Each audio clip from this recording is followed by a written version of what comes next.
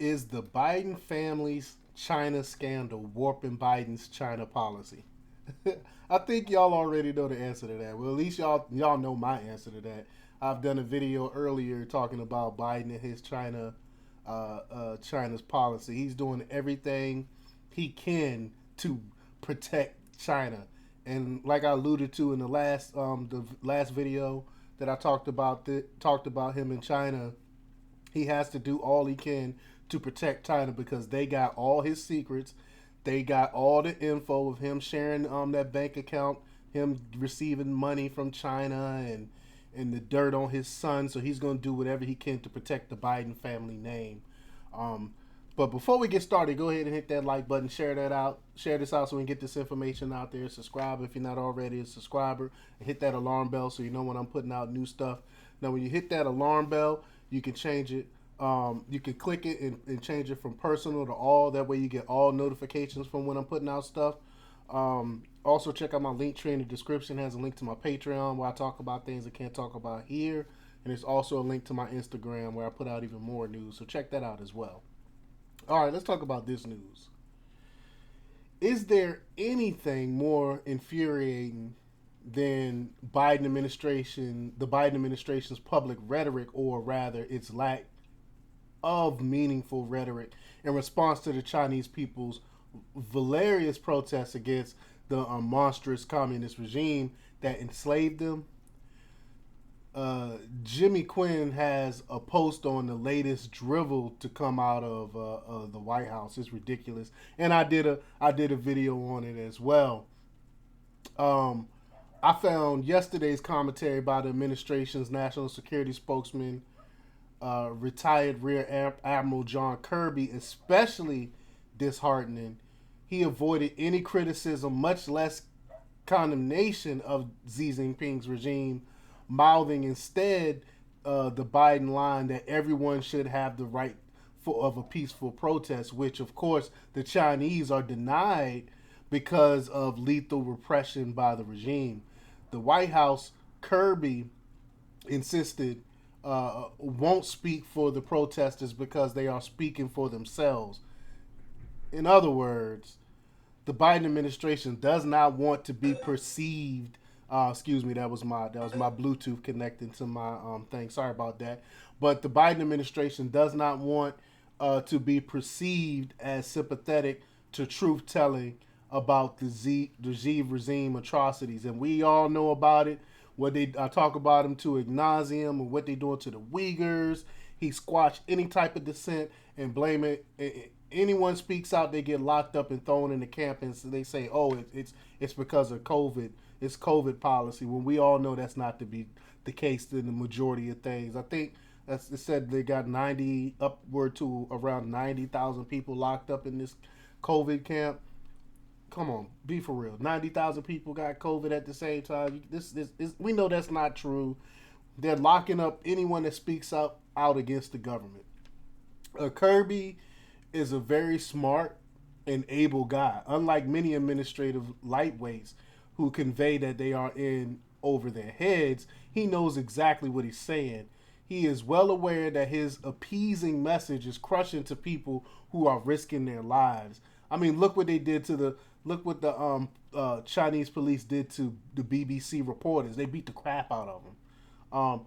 Those people know that Z regime despises America, yet sees that America is too cowed to speak up for them. But they are not expecting a U.S. military invasion. They just cave. They just crave. I'm sorry. They just crave the kind of encouragement that in 1981 President Reagan gave to Poles who defiantly revolted against the Soviets and the puppet regime in Warsaw. The Chinese protesters just expect a self proclaimed beacon of freedom to act like a beacon, not a power failure.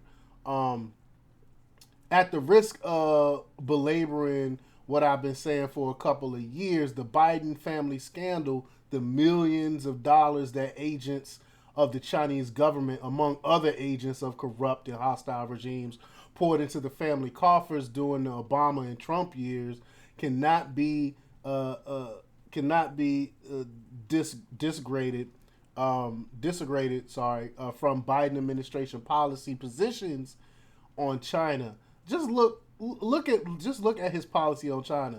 Look at his policy and then compare it to Trump policies. Let's say the Trump family, or to take the Trump lightning rod out of the equation, the family of any Republican president had been receiving millions of dollars from China and then went mum as China brutally repressed its people, even as it structures its budget and governance to prepare every day for war against the United States. Let's say the family of a Republican president had partnered with Chinese financial heavyweights after a member of the family rode to Beijing on Air Force Two with the Republican then vice president on a multi-billion-dollar investment venture that resulted, among other things, in China's acquisition of technology with military applications, as well as coveted natural resources. In this instant, the $3.8 billion cobalt mine in Africa. Let's say the Republican president family took in $6 million during 1 year from what turned out to be a Chinese intelligence operation that was under investigation by the Justice Department. And don't even get me started on how $1 million of that was to provide legal representation for one of the Chinese spies.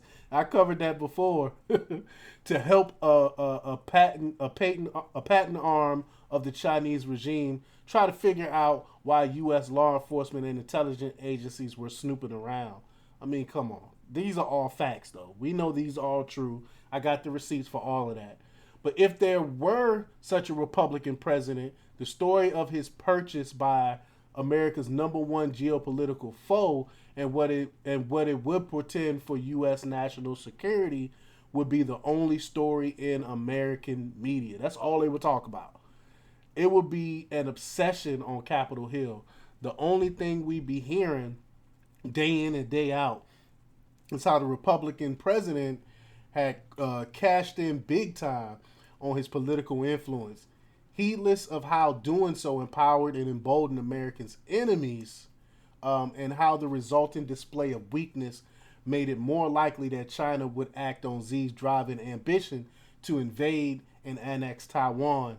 Time perhaps to rally the communist regime's nationalists against rebellious protesters. And that's exactly what's happening. I mean, I think Taiwan is next, and I think Biden would stay idly by while this happens, and like he's doing right now with the protests. This would be a great opportunity to show support to the Chinese people and against the CCP regime, and he's not capitalizing on it. And again, we know why. It's because China owns the Biden family. Indeed, if there was such a Republican president, there would not be the slightest hesitancy to brand him purchased by China. But in our reality, the president purchased by China is a Democrat. So the media Democrat complex and its arbiters in the bureaucracy would prefer that we not discuss it. But y'all know I'm going to discuss it. I'm going to keep talking about it. I'm going to keep bringing it up. I've been talking about the links between China and the Biden family for years, and I will continue to do so until until the government actually do a real investigation on this, and Biden and his son Hunter will be held accountable. But let me know what you think. Leave your comments down below. Like, share, and subscribe, and check out DeMarcRepublics.com for the latest in news. Until next time, peace.